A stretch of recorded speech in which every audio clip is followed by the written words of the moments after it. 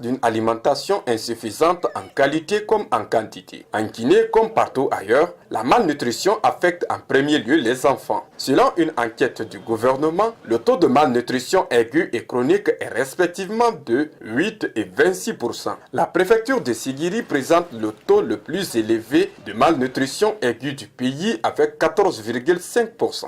Les femmes, compte tenu des préoccupations particulières, les enfants sont abandonnés dans leurs concessions, dans les villages, du matin jusqu'au soir. Et si vous me permettez de le dire de cette manière, c'est les enfants qui s'occupent des enfants. Donc cette situation aggrave la malnutrition. Si vous trouvez un enfant de 2 ans, 3 ans, c'est sa soeur de 5 ans ou bien de 6 ans qui s'occupe de son frère ou bien de sa soeur, du matin au soir, alors ça pose quand même des problèmes. Ça c'est un. De 2,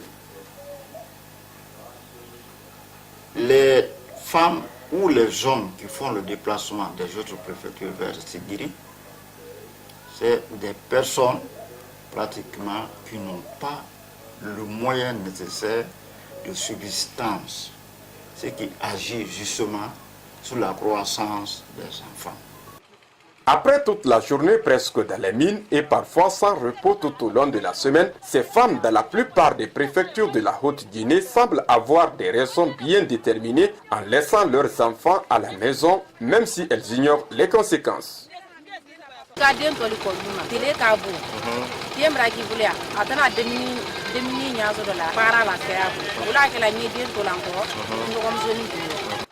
Au regard donc de cette situation et pour limiter les dégâts, l'intervention de l'État, des partenaires techniques et financiers est plus que jamais nécessaire. Ce message semble être bien compris déjà par les partenaires techniques et financiers de la Guinée. La Fondation Helen Keller International a récemment lancé un projet intitulé Agrandis NUT. Ce dernier se situe dans le cadre de la lutte contre la malnutrition en Haute-Guinée.